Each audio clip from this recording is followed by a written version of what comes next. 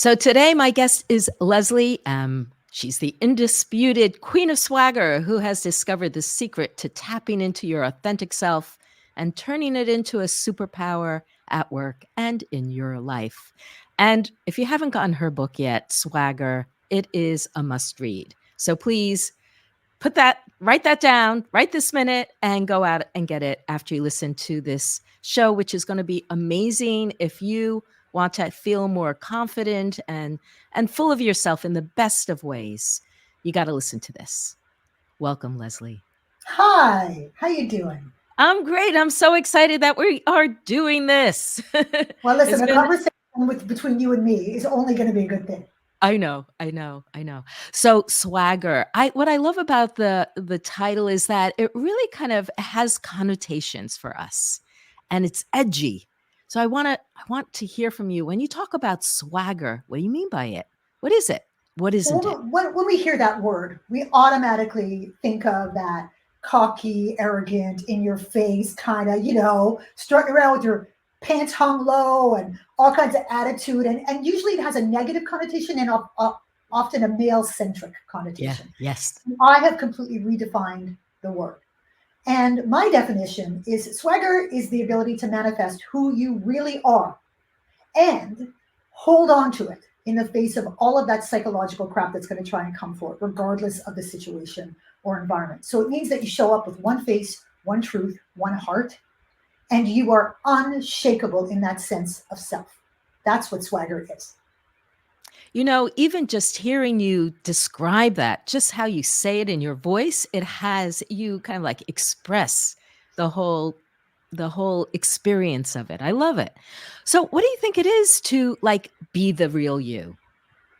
Well, that's a huge thing. That's the big issue. Is I work with so many people who go, whoa, whoa, whoa, before we even start, how I don't even know who I am. And I think I interpret that very often is that it's not that people don't know who they are, it's they don't trust and they don't believe who they are. Because we are not our words, we are our actions. The words, will follow. If you are truly authentic. And authenticity meaning when what you think and feel aligns with what you say and do. And if you can just do that, you will know who you are very quickly because you've got to start speaking your truth. And not everybody is going to like it.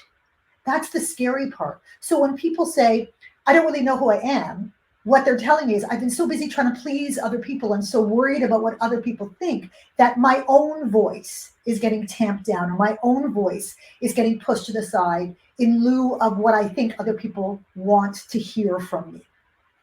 So Leslie, here's what I come across because people come to me for speaking confidence. They're afraid of speaking, and what I have discovered is that it's not a random thing that people don't know who they are. It's not a random thing that they don't trust themselves. It comes from foundational experiences that they had either at home or in school or with partners or at toxic work relationships where their confidence was eroded. So they have kind of like a PTSD of sorts, and usually not just one thing, but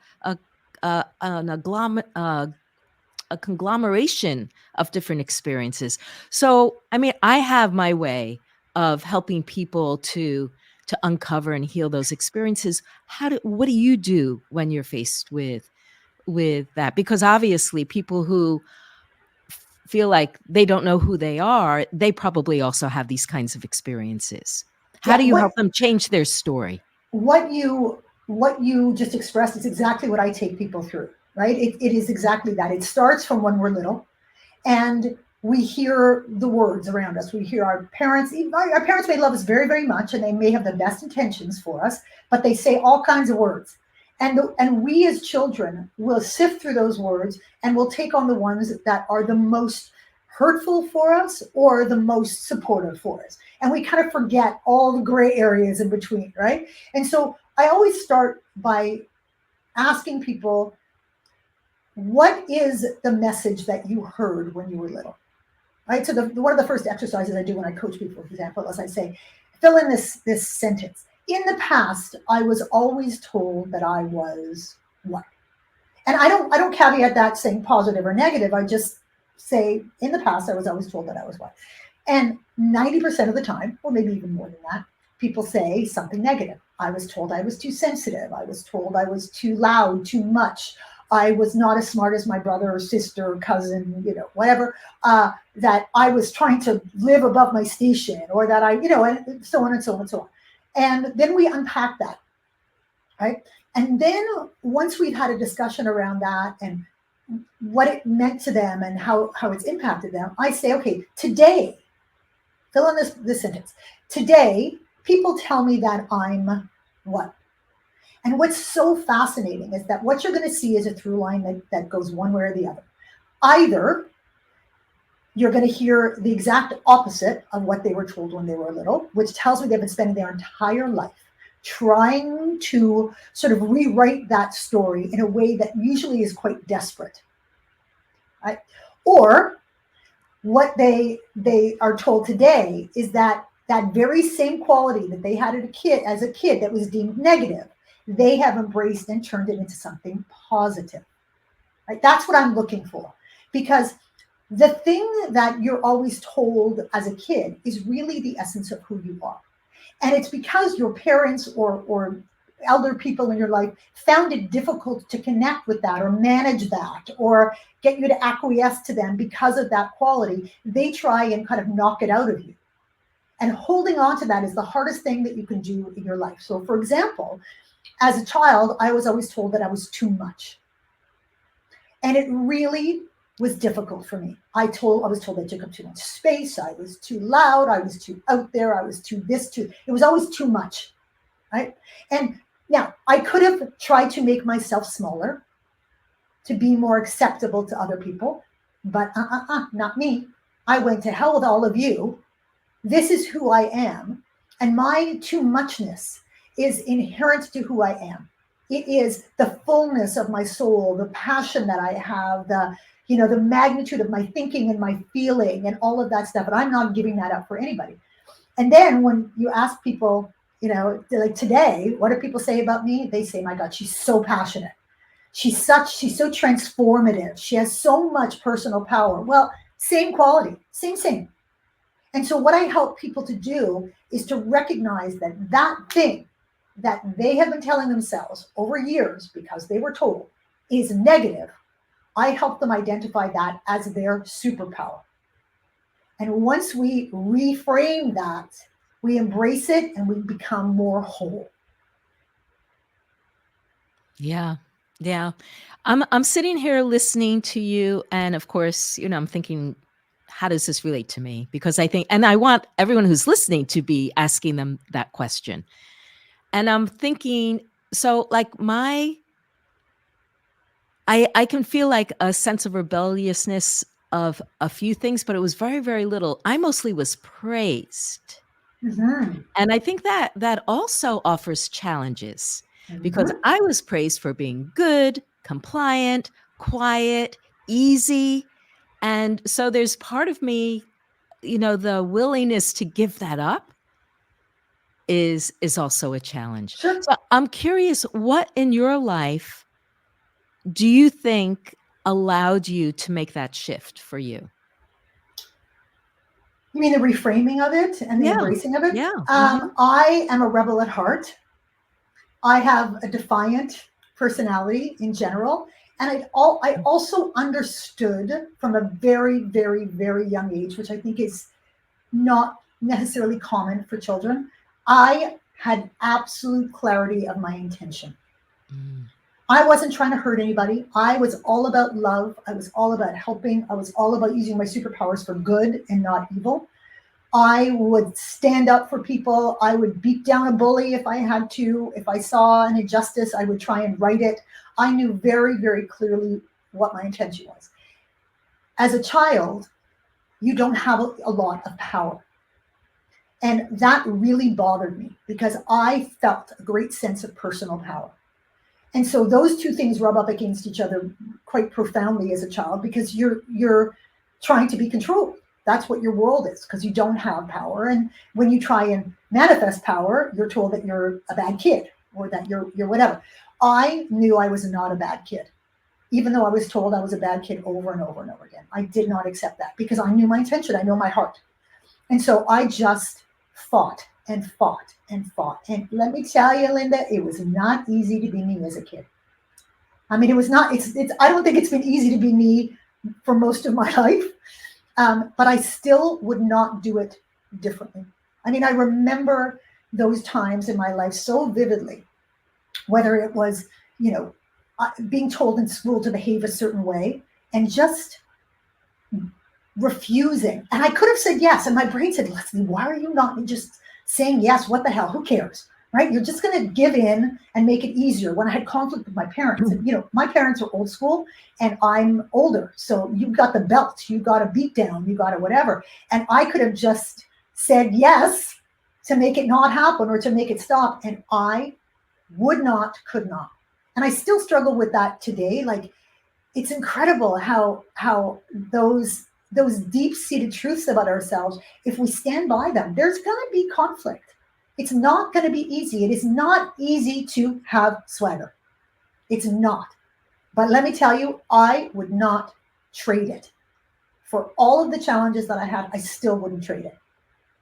So, how do you help people change their story so that they feel that sense of, they feel like the sense of ownership is worth it, and they know how to get from this place of being afraid of that conflict? Mm. It's really about reframing, which I'm sure you're very, very familiar with, right? It's about, um, first of all, trying to hear out loud what is the story that people are telling themselves, right? We all have this inner saboteur, this inner critic, and it goes in our ear nonstop. And that voice has been built up over years. And the first thing that I have to help people to understand is that voice is not their voice. It's an amalgamation of all the voices they have heard in the past. And that voice is not truth. That voice is based on other people's damage, other people's crap, other people's bias, other people's issues, right? So it's the equivalent of going into the airport, going over to the baggage carousel, picking up some random person's, suitcase, taking it, down the causeway, taking it home, unpacking it, and pulling out some dirty underwear and wearing it on your head. You are literally wearing other people's baggage.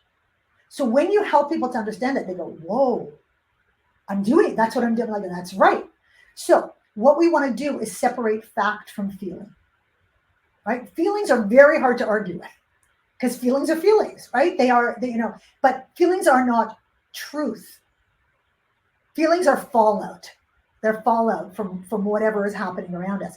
So what I get people to do is literally write down I get them to write a letter to themselves from their inner saboteur.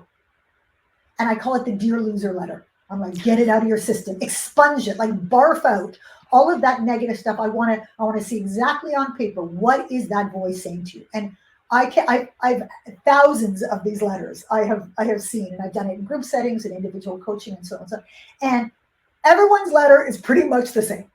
You're not good enough. You're never going to be anything. It's only a matter of time before people find out that you're a total fraud. You're not worthy of love. You're not going to be successful, blah, blah, blah. It's all the same.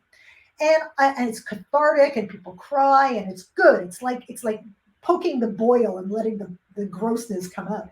And once we've done that and we sort of debrief that, I go, okay, now we're going to write, like a good lawyer, we're going to write a rebuttal to the dear loser letter. And this time, we're not going to use feelings. We're only going to use facts. So I want you to take that dear loser letter and sort of go through it line by line and write things that are factually true. You're never going to, experience love. Well, actually, I'm in a relationship that, with my friends, my family, my children, my blah, blah, blah. And I actually am very well loved by my community. You're never going to amount to anything. Oh, it's interesting that I've actually had 3 promotions in the last 5 years. And so on and so on and so on. And that letter becomes what I call the resume of awesome, because that is the truth. Those are facts. We can't argue with those. Those are the facts. And then I take that and I get them to distill it down into a mantra, something that reminds them of the facts of this situation, so that when that negative voice starts to creep in, we have something to immediately interrupt it and immediately counteract it with it. And so over time, that takes a little time, like anything, to relearn, we start to record over the voice in our head.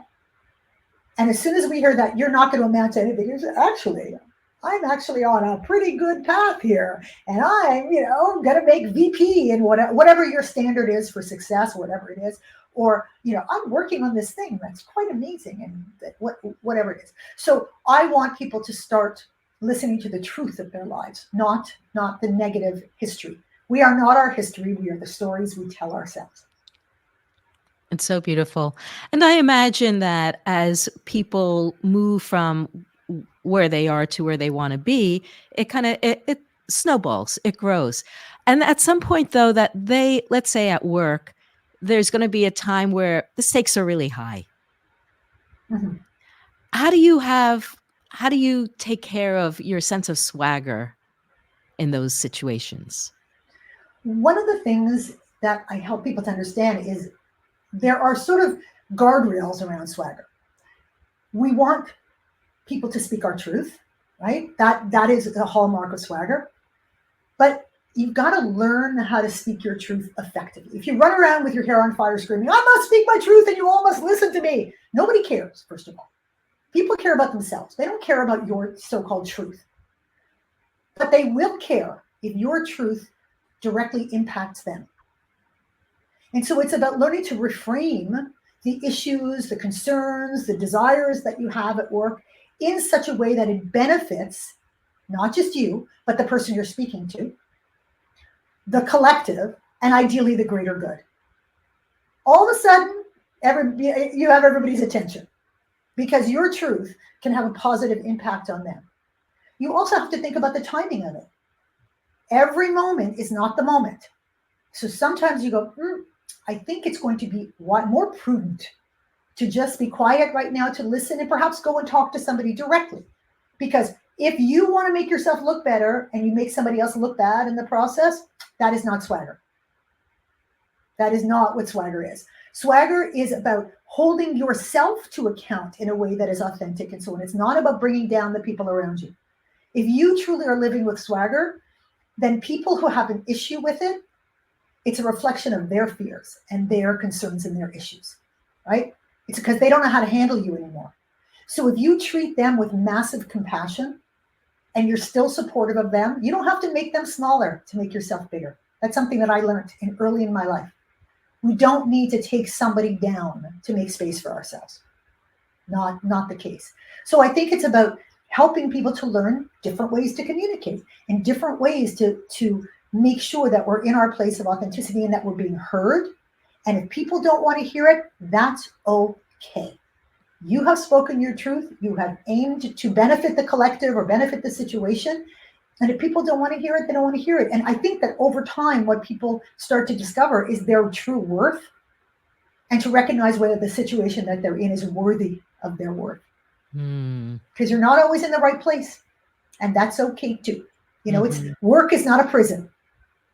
And sometimes you got to go elsewhere and find your peeps, and sometimes too, people, I find very often as I take people through the journey of swagger and they truly start to find it, they realize that their environment has really contributed to holding them down. And now that they feel stronger and more liberated, they want to go somewhere where they can start by being their true self. They don't have to fight against the tide because, when you change, it holds a mirror up to the people around you. And sometimes people don't like it. They don't like it. And they spend a lot of time and effort trying to revert you to the person that they know you to be. Yes. And I'm sure that happens a lot in families, not just at work. I mean, obviously it does. I'm thinking yesterday I had a conversation with my daughter who said, I think I'm becoming picky about who I want to be friends with. And she was telling me about someone who she had a work experience with, and she loved working with them. Felt like they were on the same page. They really worked fast. They had a same sense. But when it came to being friends, she thought, Yeah, and that's okay. That's great. Wow, that's so great. That's great, right? Discernment. Discernment. Yes. Yeah. Yes. We cannot be for everyone in this life. But that's part of the biggest problem that most human beings have is we are so starving for external validation and approval that we will do anything to get it. I mean, we will do anything to get it. And the thing is that, until you learn how to internally validate, you're never going to find peace and contentment in your life, ever, ever. Because you're like like a cat on a hot tin roof, hopping around trying to find, oh, maybe this one person will like it. Well, this person likes it, but that person doesn't like it. You know what I mean? You cannot. Like I was as we were talking earlier, you and I said, look, I worked in advertising back in the day, and one of the first things that we learned is that if you try and be for everybody, you are for no one, right? You got to put your draw your line in the sand, or put your stake in the ground, so that people know who they're getting and know who they're dealing with. And if you're not for them, great. I have less people to worry about. I want to be around the people who are for me, so I can be 100% there for them. And I know that if I am in your world and I'm your friend, boy, are you lucky, because I will do anything for you. I will stick up for you. I will be there for you. I am the most loyal, true blue, powerful, ally you will ever have. And you're going to deserve it, and you'll have earned it. And we'll all be very, very clear on that. And you will reciprocate, because that's the kind of people that I love too. And I don't need fair weather friends. I don't need people who want to, use up all my, no, I don't care. I'd rather have 2 friends like that than 100 friends that are fair weather. Yes, yes, yes. So what about the times that we don't have an expertise, that we feel less competent, that we may make mistakes? Like, how do we put that into a swagger mindset? Well, what I tell people is that when they're not feeling confident, we flip into this fake it till you make it thing. That's the default setting, and we're often told to do that by the people around us. And it is the worst advice that you can give, and it's the worst advice that you can take, because the thing that you're trying to fake is confidence, and you cannot fake confidence. It's not possible. The only way to achieve legitimate confidence is as a result of legitimate competence, right? It's the only way that you can do it. And the thing is that as we grow and evolve, we're constantly going to be punted out of confidence that comes as a result of competence into that cycle again, where we don't know what we're doing, and it's our first time, or we're at the beginning of a new cycle or whatever. And we got to learn to embrace that, and to stop being ashamed of the fact that we don't have all the answers. Because as soon as you start faking it, you're walking around going, oh, I got it, sure, no problem, I know exactly what I'm doing, and you don't. You lose the greatest asset in your arsenal of tricks and tools that can build your competence, and that's the ability to ask for help. Mm-hmm.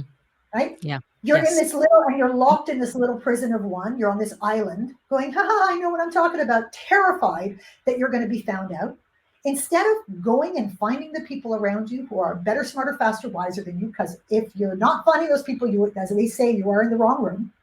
And you go and you sit at those people's feet and you go, you are amazing. You are so smart and so accomplished and so brilliant and so wise and so learned. Might I be so humble as to sit at your feet and learn from you, because I really admire you. Now, you go to anybody on the planet with that little speech, and people, right, go, oh, wow, thank you so much. That's so flattering. It's so lovely to be recognized for who I am. Of course, I will, share my knowledge with you and wisdom, because we love doing that as human beings. It's natural to do that.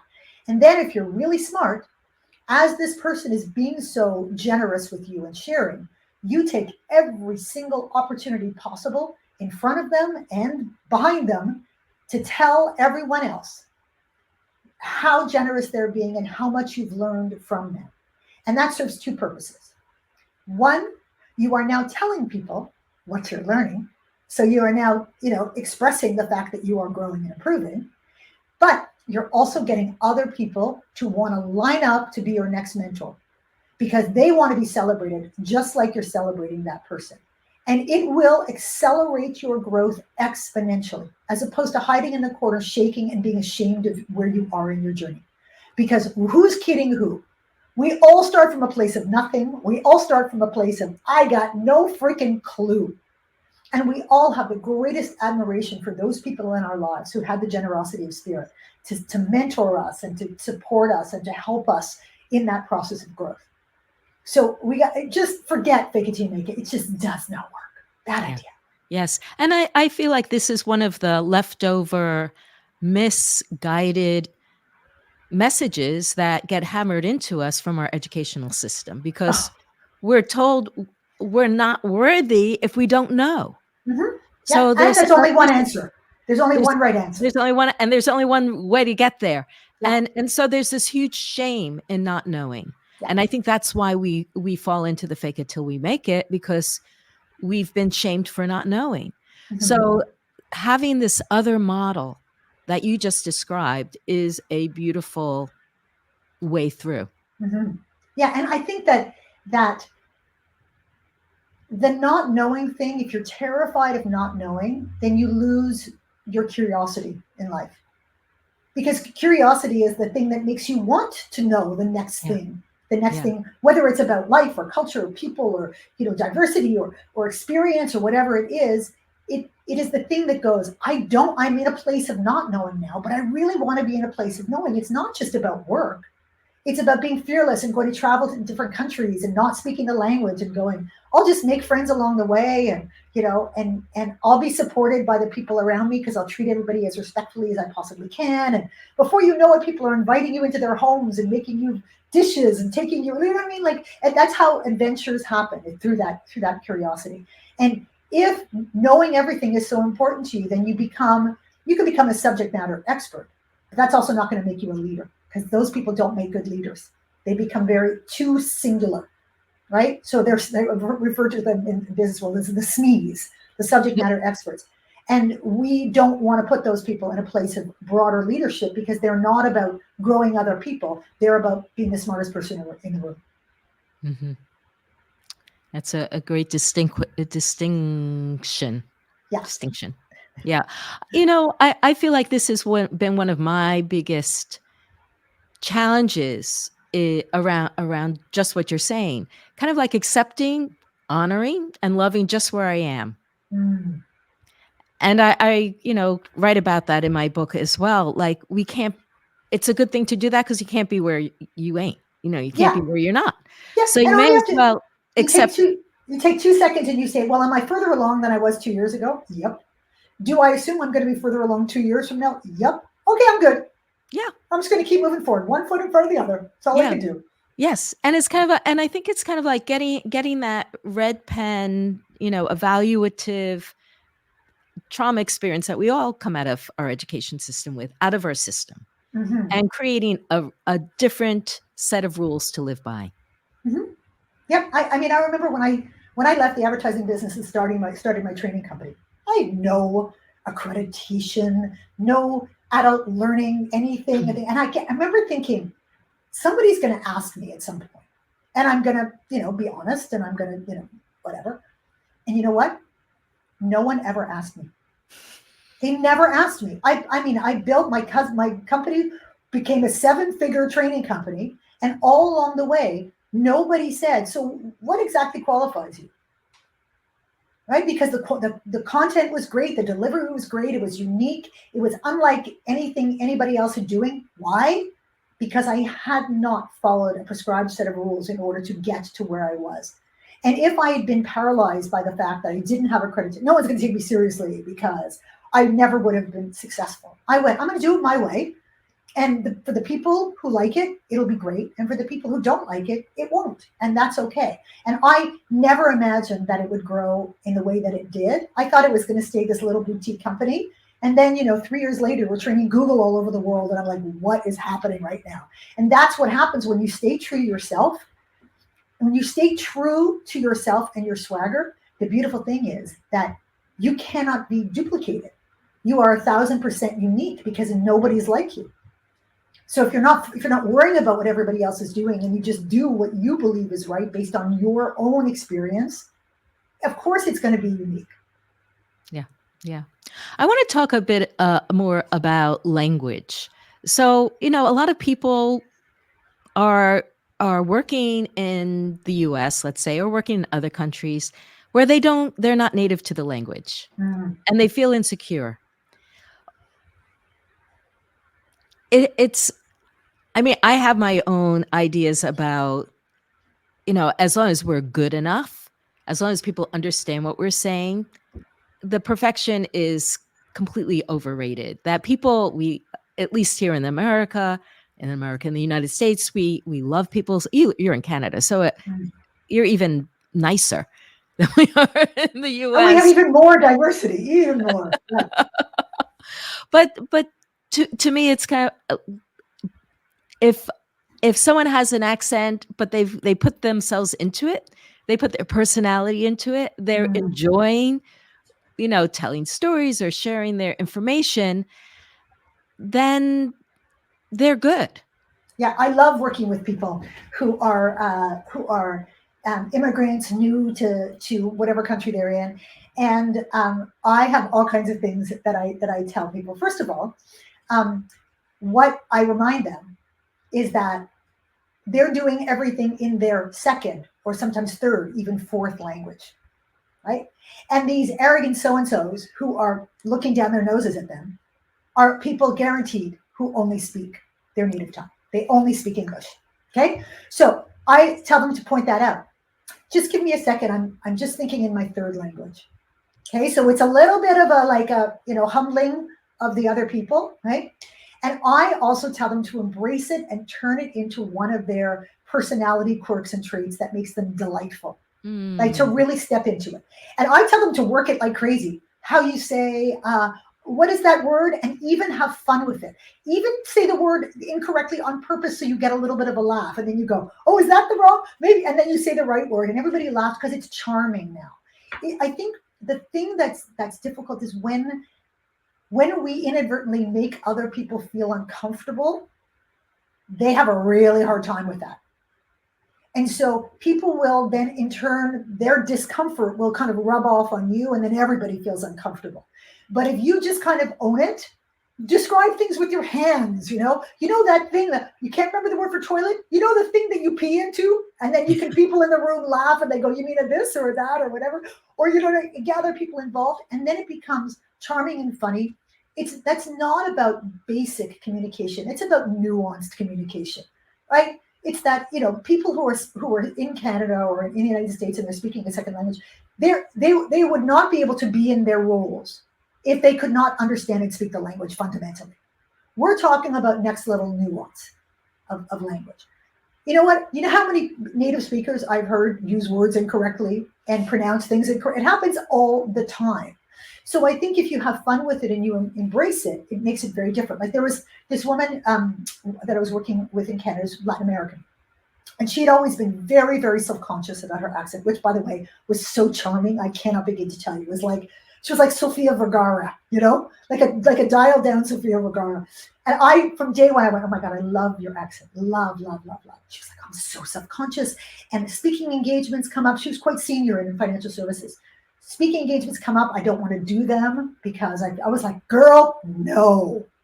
I'm going to get you to lean into that accent and just work it for all you're worth. And I got her to use, because she's very naturally funny, to use the humor and to all the rest of it.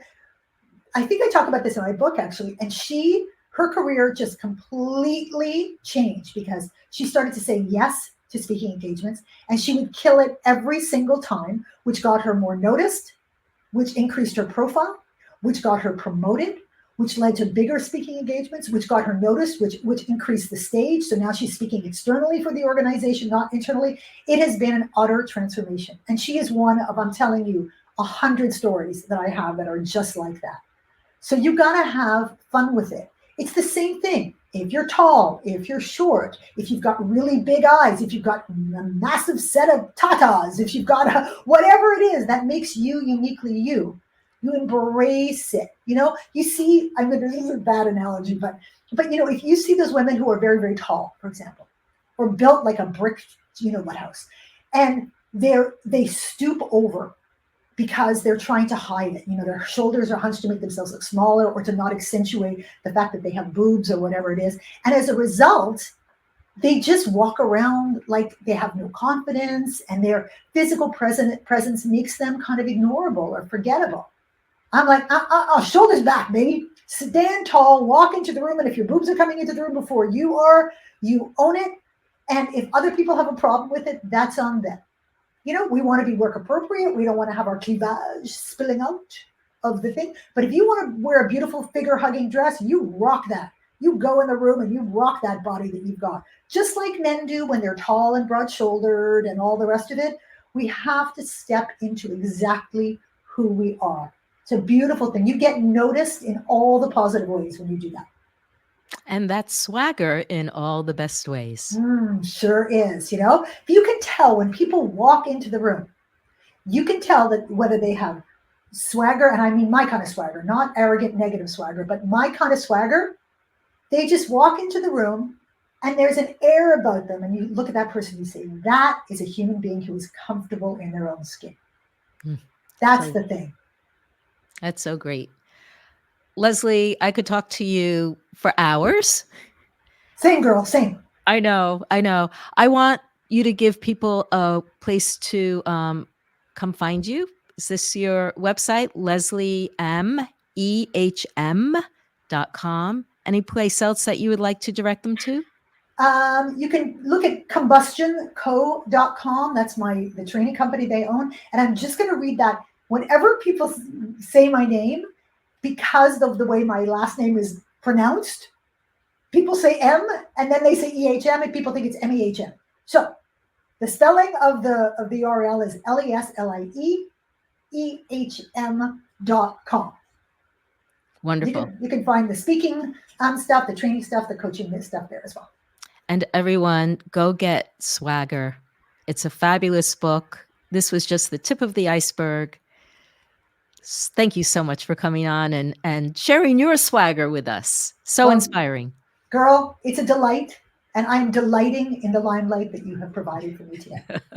That's a little plug for your book, which is also Thank amazing. you so much, Leslie. Okay, we'll to be continued.